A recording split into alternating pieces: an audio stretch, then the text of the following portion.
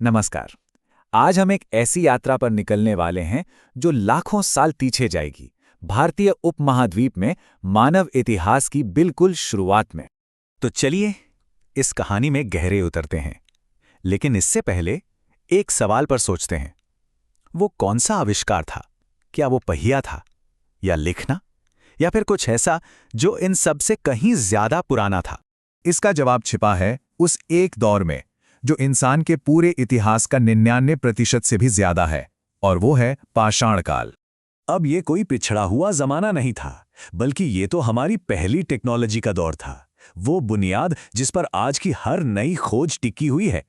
तो इतिहासकार इस बहुत बड़े समय को 3 हिस्सों में बांटते हैं: पुरापाषाण, मध्यपाषाण और नवपाषाण। अब हाँ, ये नाम सुनने में भारी लग सकते हैं, पर इनका मतलब बहुत आसान है। पाषाण मतलब पत्थर, पुरा यानी पुराना, मध्य मतलब बीच का, और नव यानी नया। तो ये हो गए पुराना पत्थर युग, बीच का पत्थर युग और नया पत्थर युग। चलिए एक एक करके इन युगों की कहानी को समझते हैं। तो चलिए सफर शुरू करते हैं सबसे लंबे दौर से, पुरापाषाण काल से। ये वो जमाना था जो बताता है कि कैसे हमारे पूर्वजों ने मुश्किल से मुश्किल हालात में भी जीना सीखा। तो सोचिए, उस दौर में इंसान कैसे रहते थे? वो खानाबदोश थे, शिकारी और संग्राहक। मतलब खाने और रहने की सुरक्षित जगह की तलाश में हमेशा घूमते रहते थे। और इसके सबूत हमें आज भी मिलते हैं, जैसे मध्य प्रदेश की भीमबेटका की गुफाओं में। तो सवाल यह है कि इस मुश्किल जिंदगी में वो टिके कैसे रहें? जवाब है इंसान के पहले महान आविष्कार से, पत्थर के औजारों से। ये औजार बड़े कोर पत्थरों से और उनसे निकले फ्लेक यानी छोटे टुकड़ों से बनाए जाते थे। जैसे कि ये हस्त कुल्हाड़ी यानी हाथ की कुल्हाड़ी। देखने में शायद ये साधारण लगे, पर ये उस जमाने का स्विस आर्मी नाइफ था। इसी से काटना, छीलना, खोदना सब कुछ होता था। ये औजार सरल थे पर बहुत ही काम के थे। अब देखिए, कहानी में एक बड़ा मोड़ आता है। जब आइस एज यानी हिमयुग खत्म हुआ तो दुनिया पूरी तरह बदल गई, और इस बदलाव ने इंसानों को भी बदलने पर मजबूर कर दिया। यहीं से शुरू होता है मध्य पाषाण काल। तो बदला क्या था?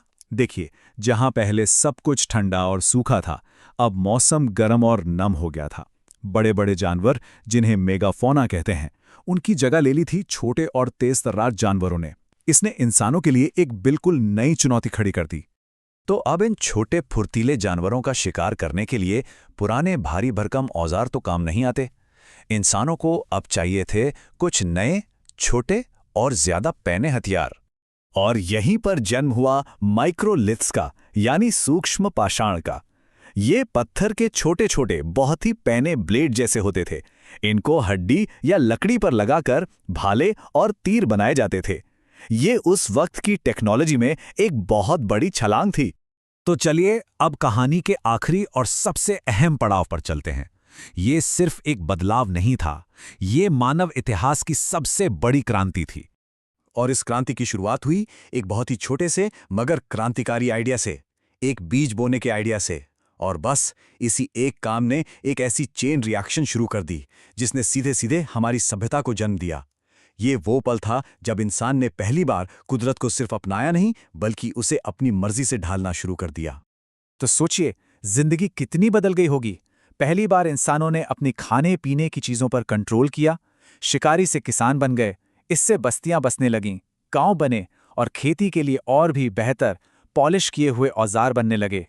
तो इस लाखों साल के लंबे सफर से हमें क्या सीख मिलती है? इसकी विरासत क्या है? ये टेबल पूरी कहानी को बहुत अच्छे से समझाती है। देखिए कैसे पुरापाषाण से नवपाषाण तक जीवन शैली, औजार और समाज सब कुछ बदल गया। पर जो सबसे बड़ा बदलाव है उस पर ध्यान दीजिए। शिकारी संग्राहक से खाद्य उत्पादक बनना, ये सिर्फ खाने का तरीका नहीं बदला, इसने इंसान के भविष्य की दिशा ही बदल दी। तो हमने क्या देखा? हमने देखा कि हमारी पूरी कहानी ही इनोवेशन की, नई नई खोजों की कहानी है। हमने ये भी सीखा कि जब जब माहौल बदला, इंसान ने खुद को ढाला और तरक्की की। और सबसे जरूरी बात, खेती की उसे क्रांति ने ही आज के हमारे समाज की नींव रखी। एक साधारण पत्थर के औजार से शुरू हुआ ये सफर हमें सभ्यताओं के निर्माण तक ले आया। हमारे उन सबसे पुराने पूर्वजों की विरासत आज भी हमारे चारों तरफ है। ये हमें याद दिलाती है कि आज की हर बड़ी से बड़ी टेक्नोलॉजी की शुरुआत पत्थर पर पत्थर की एक छोटी सी चोट से ही हुई थी।